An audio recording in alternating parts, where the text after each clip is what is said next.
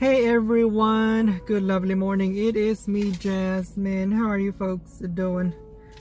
I hope you guys are having a terrific start to your day wherever you're at. It is cold today. Anyways, I have been so busy. I have not uploaded a video for several days, but I do have some stuff that I will be doing a vlog. It really depends on the weather. So I have plans to go ride the Ferris wheel downtown and also do some shopping around that area. And of course I'm going to do a vlog video, but it also depends on the weather. I looked at the weather report, and it looks like we're just going to be getting like a lot of gray clouds, just cloudy. I don't know if it's gonna rain. I hope not. If it's cloudy, that's fine. I'll still go out. But anyways, so I do have that video planned in about two to 3 days. I think two days. Anyway, so this chit chat right here, I just want to do. I guess we'll call it a tech chit chat. We'll tech talk. I did write down some stuff that I've been wanting to talk about, and by now I guess it's old news to some folks, but for me it's better late than never. There's also something currently developing on the the blogosphere, the online communities on YouTube, and I may talk about that in a separate video with regards to Larry Reid. But for this video, I want to talk about the whole that Apple Vision Pro. Let's make sure I get the whole name correct. I think it's called Apple Vision Pro. Hold on, give me a second. Yes, the Apple Vision Pro. Now, first things first, let me say this. I do not see myself as an early adopter. So if a company comes out with like a new product, I am one of those consumers that typically waits for like the third or fourth iteration to come out before I jump in, before I make that purchase, because as is always the case with like a new product, the very first version, that's where you get to, that's where the company, of course in a laboratory, in a controlled environment, there's only so much a company can think of, the problems that may happen. There's only so much that they could, think of and try and fix, try and eliminate. It's only when you put it out there, you release it to the market, where you have thousands, hundreds of thousands, just so many people giving it a try, putting it to everyday use. That's when you really get to see, the small things that may have missed the gaze, the watchful attention of the engineers in a controlled environment. So when companies put out a new product, that's when you get to hear about the issues, the technical issues, or maybe however big or small. So I'm not an early adopter. I usually wait. When a new product comes out, even if it's like really interesting, I will wait. I will keep an eye. I will see the tech reviews. And hold on, give me a second. I got me a large cold beverage here. So I will watch the tech review channels and see what they have to say. Initial reviews and 6 months into it, reviews and so forth. So that's that. I'm not, the Apple Vision Pro is really interesting, but it's just not, because it's a new, like a new version of an entirely new product from Apple. I just don't I just don't feel the yearning to go buy it. Now I will say this, so I have tried those, something that's in the category of wearables, like goggles or vision goggles, whatever, where you put it over your eyes, you cover your eyes, and the whole item, you have some sort of a band at the back or something. And I've tried something in that category, and it was made by Samsung, and that was like a few years ago. And when Apple came out with the Vision Pro, my first thought, what came to mind were the feelings that I felt a few days after using that Samsung headset.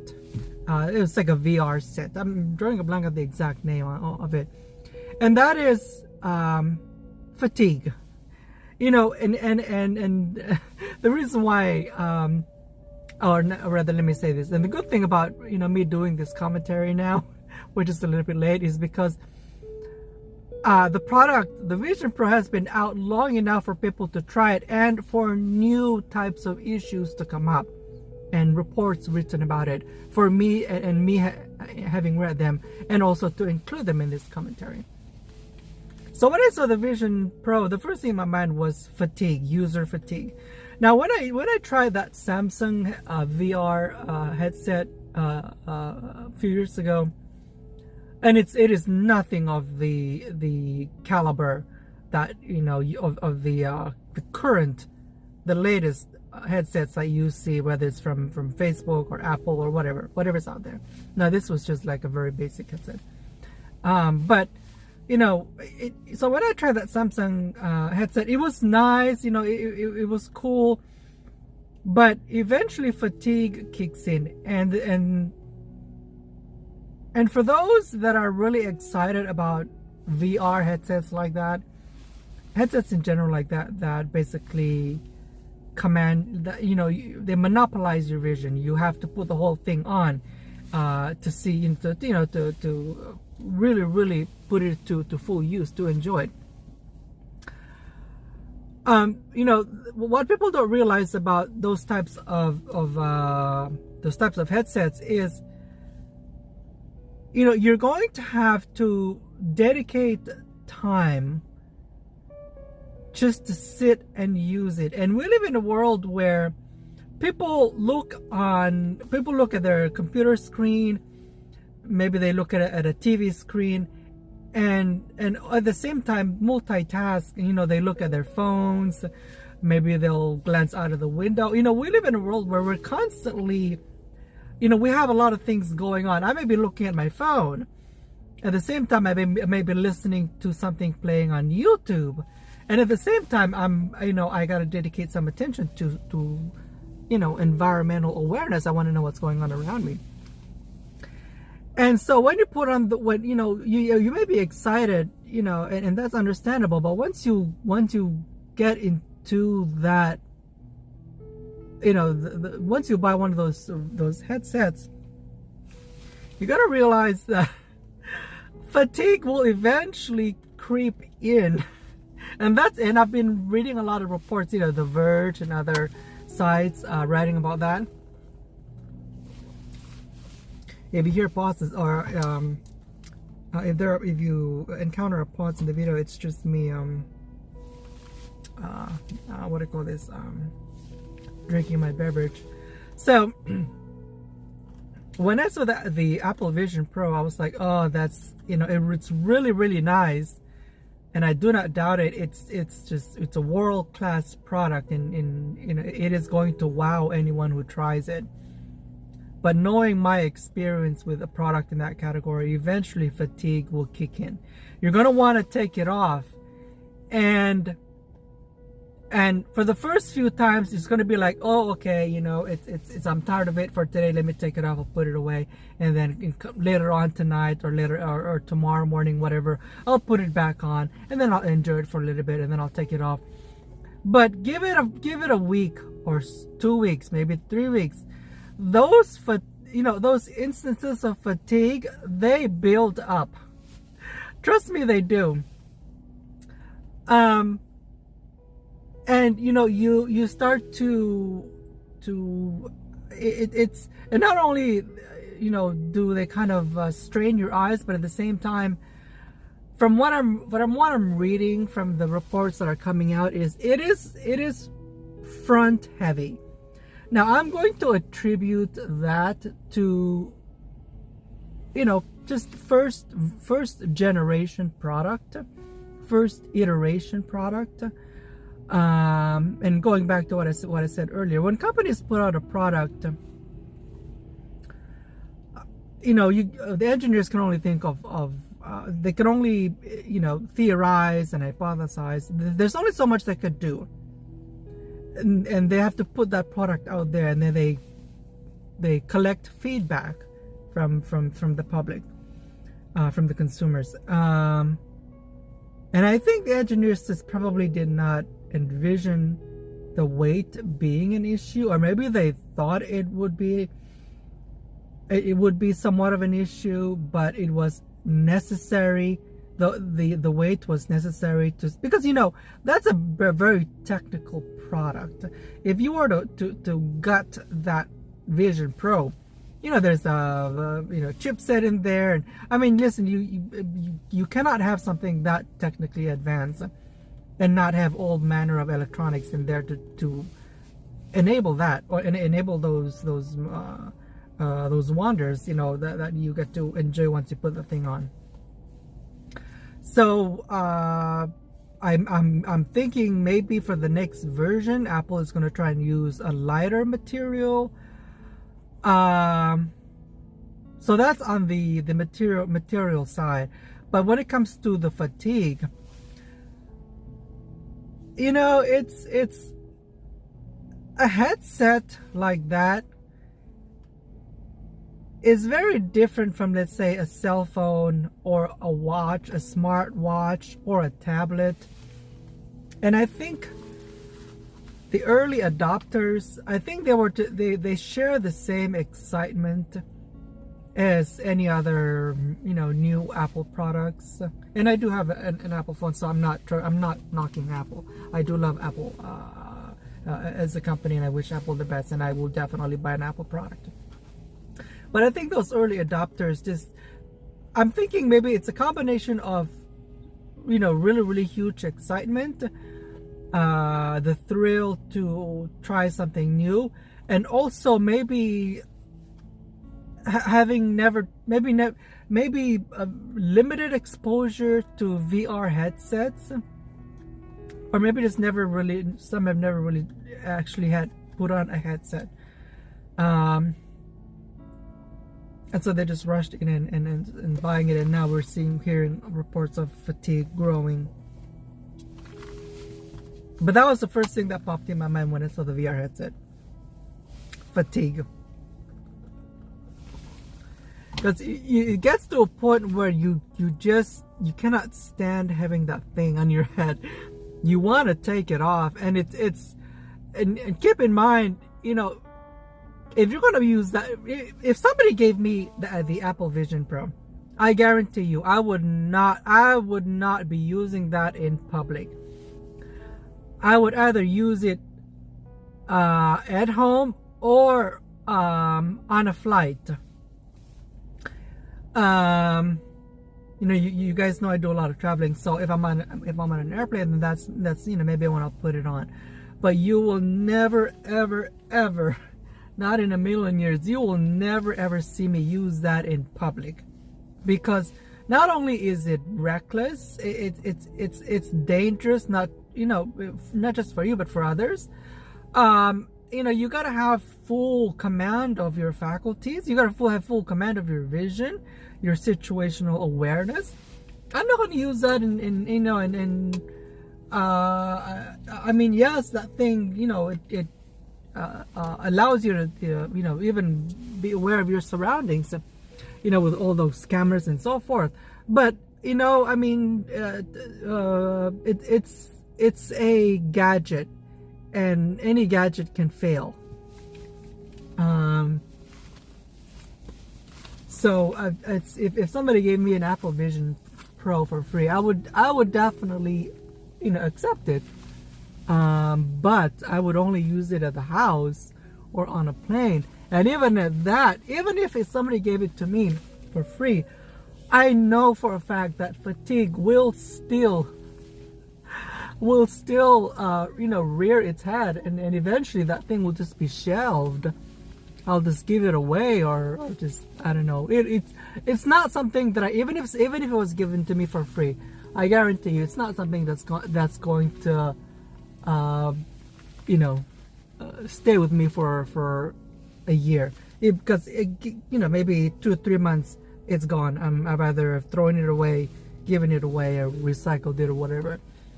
And I think that's just the nature of any type of gadget that covers your eyes.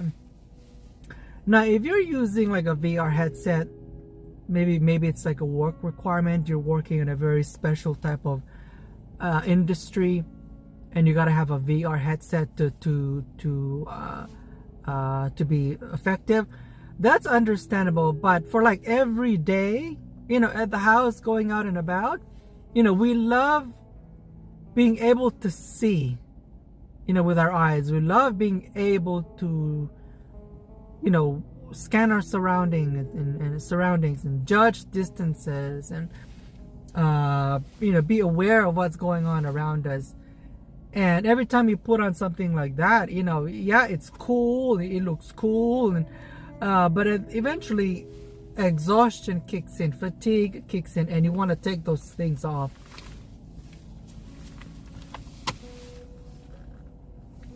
Anyways, oh my goodness, is this thing still recording? Oh bloody hell. Okay, it is. Alright, I thought this recording stopped. So let me move on. So anyway, let me just wrap that up. So the Apple Vision Pro, I'm gonna be monitoring because I follow a lot of tech channels, so I'll be monitoring the tech world, just to see what people are saying about that. But so what we're hearing now is, people there are growing reports of fatigue, and also the Vision Pro being too front heavy. Alright, so let me move on to another tech item. That is the Samsung Galaxy S24.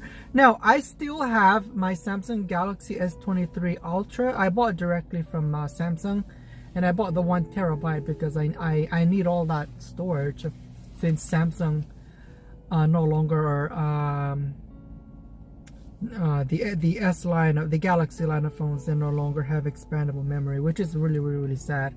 I think Samsung did a huge disservice to its customer base by removing that, and also the headset, the 3.5 millimeter headset jack.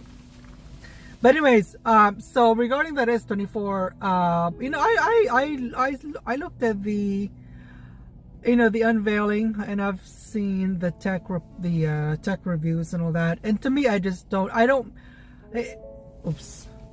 me, the phone is just, Samsung played it safe, rightfully so, and to me it was just like it's just an iteration. It's not, there's nothing blockbuster, there's nothing, groundbreaking. It's just, it's another year. Samsung has to put out another phone, so let's just, bump some of the specs here and there. So it's just, I'm going to stick with my S23 Ultra. I don't see anything about the S24 that's like, that's really, really calling my name. And I have to say, I'm kind of, I know that phones these days are really, really powerful. Even a phone from like 3 years ago is still very, very powerful in terms of the processing capability and so forth. I think we've reached a point where, you remember years ago where the screen technology was improving, and so you went from like 720p to 1080p to 2K. I mean, we've reached a point where any incremental increase in resolution is really useless. Right now, the latest Samsung and the latest iPhone, the resolution, the pixel count, those, I mean, right now it's kind of like an overkill. Even the refresh rate, like my phone is capable of more than 60 hertz refresh rate, but I turned it off because I want to save battery, and two, I'm happy with a 60 hertz refresh screen. We're at a point where any kind of bump in a lot of areas in the internals of the phone are really just useless. The consumer is not really going to notice it, and it's just going to be I mean, the only benefit, I guess, the manufacturers see out of it is just marketing claims. Oh, we have a higher pixel count, etc. But you know, for me, what would compel me to upgrade is now the camera. You know, because obviously I'm you know, I like to do vlog videos. But in terms of other areas of the phone, I mean, even a 5-year-old phone, you can make calls with it, send text messages, and download, you know, whatever apps, Facebook, Instagram, whatever. So I'm not going to upgrade to an S24 if the camera is not, you know, significantly more powerful or better than the S. Like for me, the only thing that will make me upgrade a phone is the camera system. Other than that, there's nothing else about the phone that I care about. Any phone can make a call. Any phone you can play music out of, storage permitting, of course. Any phone you can download, you know, your whatever app you need, your social media apps and so forth. So the S24 to me was just, I don't know, it's just, I guess it's just another year, another phone for another year. Nothing really groundbreaking about it. Now the phone that I am paying attention to, so Sony does make phones, but Sony's just not as popular as Samsung and Apple in terms of their phones. But Sony has a different strategy. Sony's strategy is keep the best, keep the features that people still love, but focus on a different segment. So the Sony Xperia 1 5, it still has a 3.5mm headset jack. It has expandable storage, and I think that's the current one that's out. But Sony, from what I'm reading, I think Sony may be unveiling the next version towards the end of February. So I am actually waiting for that. Now, if that Sony Xperia 1.6 comes out and it still has the 3.5mm headset jack and the expandable storage, then I may buy that. Because I do have my vlogging kit where I have that microphone, which I love using, but you know, it has a 3.5mm headset jack, and I used to plug it directly to my Samsung S10, but I cannot use it now because the Samsung does not have a 3.5mm headset jack. It has a USB-C. Now there is an adapter, but I just want to do, you know, I do not like having to deal with adapters, and that's why I was just so, you know, I think Samsung, I wish Samsung did not get rid of the 3.5mm headset jack. Samsung puts out a lot of good phones, but you know, it's just Samsung, it's a little bit of a, Samsung is not entirely an innovator. It kind of straddles, Samsung's like in between an innovator and a follower. And I'm like, really? Just because Apple got rid of this, or Apple came out with a titanium frame, now you have to do it? Like, geez, can't you just do your own thing? Let me not knock Samsung, because I love Samsung products. And speaking of which, I actually miss the days when phones were when phones had removable battery covers, removable batteries, and were made of polycarbonate plastic. What was wrong with that? The phones were more powerful. At the same time, they were light. So even if you put on a case, it's still not heavy. But phones these days, they're made of glass, they're made of aluminum or stainless steel or titanium, whatever the case is. So the phones are very slippery, and of course they're heavy with all of these quote unquote premium materials. But see, the stupid, let me not say stupid. The ridiculous thing is, hold on, is this thing still recording? Yeah. The ridiculous thing is, vast majority of folks that buy top-end smartphones are still going to put those phones in a case, because the phone, whether it's an Apple or Samsung, the phones are very slippery. And if you're going to spend over $1,000 on a phone, of course you don't want, a slippery stone in a phone that's like a slippery stone in your hand that's just going to fall and crack. You just paid over $1,000, close to $2,000 for that phone. So, you see phone companies bragging about all these premium materials and so forth, but the consumers never really get to enjoy that, because the vast majority of folks just put those phones in a case.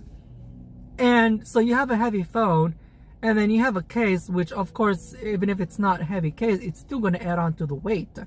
And so, like when I grab this S23 with the case on, it's, the weight is noticeable. So when I'm like in bed and surfing, just browsing YouTube, whatever, I'll just put down the S23 and I'll pick up my iPhone. The what do you call this? Because it's lighter than the S23. So I miss those days. I really do miss those days where you had removable battery, removable back cover, expandable storage, 3.5 millimeter headset jack. It's just like, I guess it almost seems like in the interest of trying to out premium material the phone manufacturers have just they've started ignoring what consumers actually really want, and now they're just trying to compete with each other and who can put out the most premium product, a phone with the most premium material.